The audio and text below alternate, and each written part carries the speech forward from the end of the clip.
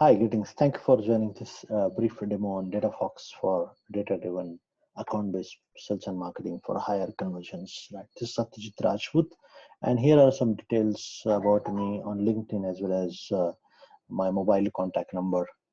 I have more than 2 decades of experience in CRM, CX transformation, and ERP transformation. Hence, I understand the challenges B2B companies have today to provide that contextual relevant experience to their buyers because of lack of quality data about their companies and the intelligence about those accounts which they have into their CRM systems and marketing systems. So how does Datafox help? So it's a kind of a sausage engine which leverages those 1 billion plus data points sourced every month, 5.6 million websites which are scanned, called every month, and then those information which is available in the form of signals from various corporates like their filings, government filings, earning reports, their announcements in media, and the awards they are getting, the conferences they are attending, all those 21 million signals processed every year. This information is leveraged by natural language processing to create those or connect those B2B data sources on web, as well as bringing the data from CRM and marketing systems of that company and various data sources like spreadsheets where the account lists are lying stored over the period of time, and RSS feeds information is processed through this engine. The ML detects those anomalies and signals from this data which is getting processed. AI algorithms deduplicates those records, match those records, and helps you to get output in the form of firmographic data points like name, description, location, headcount, information of those companies, the keywords about those companies, the industries they belong to, the parent-child relationship of those companies, and apart from that, those static information. Uh, there's a lot of dynamic information in the form of signals, which is getting processed every day, every week, every month, in the form of growth of plans of this company, their acquisitions, expansions, investments, financial information, earnings information, people information out what the CXO executives who are have hired there, the awards and recognition they have received, the events conferences they are attending, the corporate updates from in the media about by these companies, and then those risk signals which would help you to identify whether you should focus on those companies or not in the form of the bankruptcy filing, in the form of the job losses, in the form of their compliance issues. Right. So we have around 5.8 million companies are already available across the globe for in this data fox with those 70 plus firmography data points and 68 plus signals, right?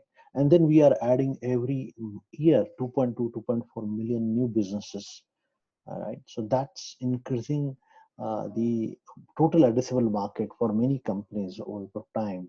With those companies getting added with the current set of companies which are available in the system, right? So let's look at briefly the demonstration of this application, right? And here is the Datafox application. On the left hand side, you have those various uh, buttons or small modules of this application. You can see here.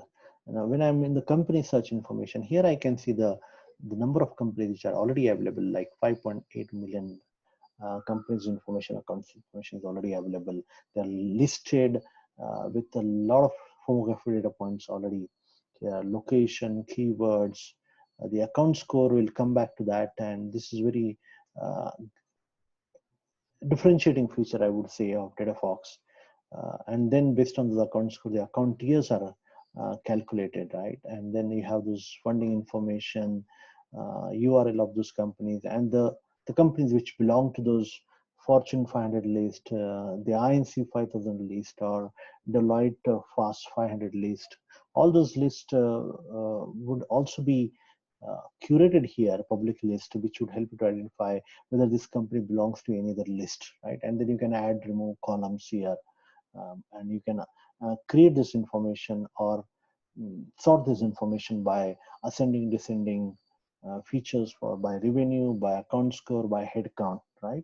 And then you have those summary of information available for these companies, like how many of these 5.8 million companies belong to B2B, B2C seg- segment, or retail, healthcare industries, information technology companies, based on their headcount buckets, how many company falls into those buckets, right? And then the technographies, right? And so if you have plans to work on a specific, or you have skill set on a specific technology, and you want to identify which are those companies using those technologies where you can sell your services, or any surrounding solutions or plugins uh, on that technology, right?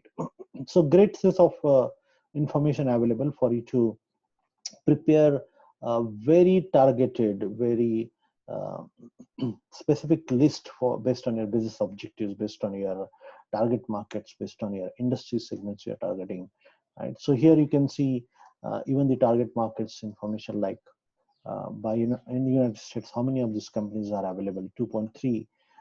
Then you have Canada, India, 1.2 million companies are available.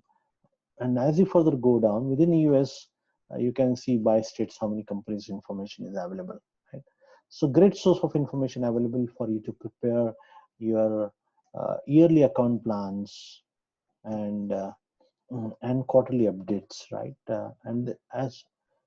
And then when you go back to this data, I can leverage various filters available here, right, to identify the company which I'm targeting. Let's say I'm targeting some mid-market companies, right?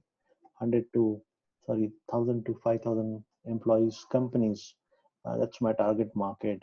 Maybe I can specify location. I can specify a country which I'm targeting as part of my 80%, 90% business is focused on United States. So let me pick up a region or country as United States. Then you can specify industry definition. Let's say I want to focus on primarily information technology companies or professional services companies, right? Let's say professional services companies. And then you can also leverage some keywords like in the current situation, media and entertainment could be doing well, right? So let's me add this media and entertainment, right? And then you can also leverage financial information. I want to focus on companies more than 100 million revenue and less than 500 million revenue companies, right? And then based on funding, also you can specify how what kind of funding these companies have received. Let's say more than 10, 100 million, 10 million fundings, right? These companies have received. So I want to focus on those companies, right?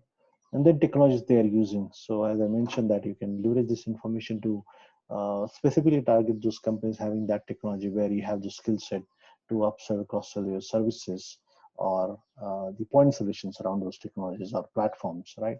And then what kind of signals you want to receive for this list which you have identified.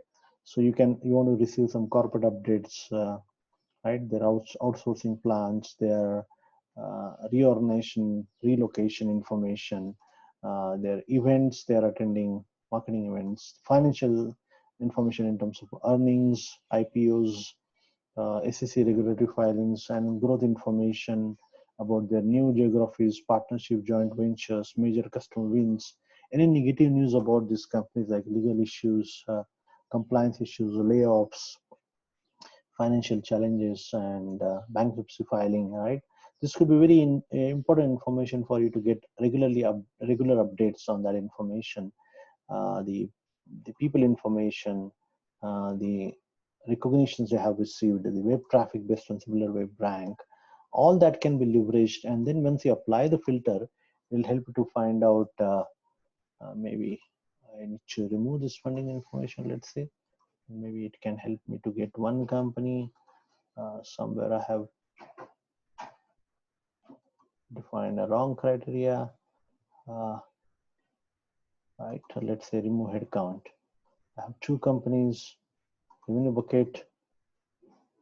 I have more, so 613 companies I have as per the identified list, right? Because I have selected only few industry segments, and that's where I see only 613 companies identified out of those two 5.8 million companies, right? And then I can look at, I can just select all these companies and add to the list. I can create a new list, right? I can also create a dynamic list. What does that mean is, if you had a funding criteria as a part of your list, then whenever that new company gets that funding of, let's say, 100 million or 200 million, that company gets automatically added into this list over the period of time, because it's a dynamically looking at that information and adding those accounts into your list, which will become your target market over the period of time, or target account over the period of time, right? Let's look at some of the lists which are already created here, and then when you look at each of those lists, I can also further identify the alerts I want to receive, like what we did in the filtering criteria. You can also further define here what kind of alerts you want to receive: growth, financial, people related, recognitions, events, and marketing conferences they are attending, corporate updates, the negative news about those companies, right? And just to show an example here, uh, this is how I get on a daily basis for each of those lists, those various alerts and signals, right, in my email box. And so you can see here some of these companies, what announcements they are, what's leadership change, right? And then acquisition information, earnings information, whole lot of information is available for you to leverage that information to start conversation with the customer. Let's say for congratulating those customers based on the award they have received, and could be a good icebreaker and could help you to build a very nice relationship, a good relationship with the customer. They have acquisition plans. You have this. Uh, Information available to talk to that customer, saying that would you like to leverage our services in those acquired companies for rolling out the current applications you have, or maybe deploying the products you have in those acquired companies, right? So this is great source of information which is coming on almost on daily basis as the alerts in my email box, right? And then when I go back to that list, I can run get insights, advanced insights program, right, for that list, and it will start building those insights in that list, right? And then before I move on to this, let me talk about account scoring criteria and the weightages we can define, because this is where it will help you to identify these tier one, tier two accounts which you need to focus. And this is a joint exercise by sales, marketing, and operations department, planning department, right? Here you can specify that what are my company's target markets, what are my uh, company's objectives in terms of or industries which I want to focus, or which areas of businesses I want to focus, right? Here you can say that companies getting more than 100 million funding is my target market, or headcount more than 1,000 is my target market, or maybe I want to pick up all those companies which are part of your public list of uh, let's say SaaS 1,000 companies 2018, right? So you can define those weightages again, each of those criteria, and then run a publishing engine. And once you run that publishing engine, it will help you to right. It will help you once you run that publish button. After defining those various criteria and assigning those points, you run this publish, and it will create those distribution of those companies based on their scores and the count of those companies. Now here you can move this cursor and define. You can see this, right? So here you can move this and define your tier one, tier two criteria, right? So if I pick up this, move this here, it shows me tier one. Or you can say that I want to focus on top 100 companies as my tier one, okay, and top 100 companies, and then tier two companies are next 200 companies, right? So this is how you can define those criterias and identifying the tier one, tier two companies based on the scores calculated with the help of those weightages and criterias. Now here I can say that my tier one companies, because it is joint exercise between sales and marketing, we can have a joint plan to start communicating and from a marketing perspective, a messaging, a relevant contextual messaging with those CXOs of that company, buyers of those companies, and nurture those leads. As you start nurturing that and leverage the account scoring criteria apart from various other criteria in the marketing automation engine for scoring those leads. Those are hot leads gets passed on to salespeople, and this time, because it is joint exercise, marketing qualified leads are well accepted, well received by the salespeople for further progression of those leads into opportunities and closures. Right. So this is a great way of aligning sales and marketing and improve the productivity of sales and marketing with much better results in the form. And we have seen companies achieving substantial um, amount of growth in terms of getting additional business from top tier accounts, as well as expanding their addressable market, leveraging this list. Right. So now going back to this list and how you create this once you run this insights program, as I mentioned from the list, right? Here you can run the insights program as I mentioned earlier, and now that insights would help you to get some additional information about those companies in those lists, right? So let me pick up one of the existing list for which the insights had run, the program was run. So here you can see the headcount information in buckets, right? Those funding information, keywords cluster, the technographies of these companies, right? This is this information apart from the list which you upload in the system, right, as a part of your existing account list. You can leverage this static list, dynamic list, the uploaded list, the insights, the account scoring criteria, then tiers to identify the best possible, best segment or targetable list as at the beginning of your year, financial year, as a part of this account planning exercise. And then on a quarterly basis or on a monthly basis, you can further fine tune that list to get the maximum out of those tier one accounts, tier two accounts, and tier three accounts, right? Now, as I go back to this list, by clicking on this list, now I can see more information about each of those accounts when I click on that individual accounts, right? So let's say Pinterest, you can see that overview of this company, number of companies, number of employees they have, the CEO of this company, revenue of information, their email pattern, right, which can be leveraged for you to connect those CXOs in the company. Then you have those, you can find the contacts from here itself. Um, from LinkedIn Sales Navigator, you have this account score automatically calculated by the system based on those criteria and weightages. Now it shows how it is calculated, that account score by for Pinterest. And then your key technographies and keywords, corporate hierarchy of this company, the funding history.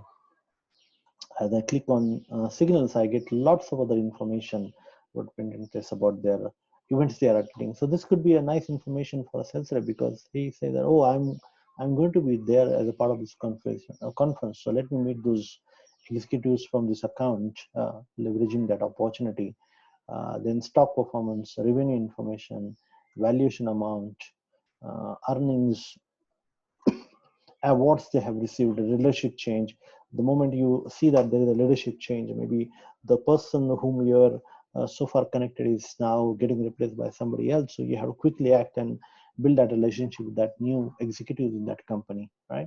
So, and then when you open that website of that company, instead of going to Datafox apps, you can always leverage this Datafox plugin, like your SimilarWeb plugin or a Ghosty plugin or Built with plugin, to get some information from the plugin itself when you are on that company's website and talking to the customer while on the website, browsing their website, right? So you can see the signals info from this plugin, right? So that's a brief demonstration of this application. Going back to the slides now, what are our successful customers? What are they doing? What are they achieving with this? So we have Goldman Sachs increase their market coverage by 25%, leveraging this substantial amount of data and those signals and firmographic data points, right? They didn't have that entire information available into their current systems. Now they see a lot of additional accounts available for you to for them to target and work. Similarly, Twilio is seeing that every week they're adding almost 1,500 new companies from Datafox, which they had no access in the past. After defining those accounts scoring criteria and tiers, they see new company which are getting funded, new companies which are getting added automatically into the list, right? And then some of these companies have seen increase in the deal size, increase in the revenue source from top tier accounts or high scoring accounts, leveraging their expansion plans, new investment plans, new geographies they are entering into. That information helps them to expand the footprint of their services in the same set of accounts. Deloitte has seen 75% reduction in the time spent on data research for each of those accounts, which are part of the sales and marketing list, right? And that's a huge substantial time saving, because now that they can leverage that time to connect with those customer, build better relationship with those customer, identify better accounts to target, spend more time on contextual relevant information messaging to those companies, better pitches to those companies, which will increase the probability of winning those deals from those accounts and expanding the uh, footprint in those accounts, increasing the customer lifetime value of those accounts for you as an organization, and dramatically improving the productivity of sales and marketing departments. Right. So thank you so much for this attending this brief demonstration. Right.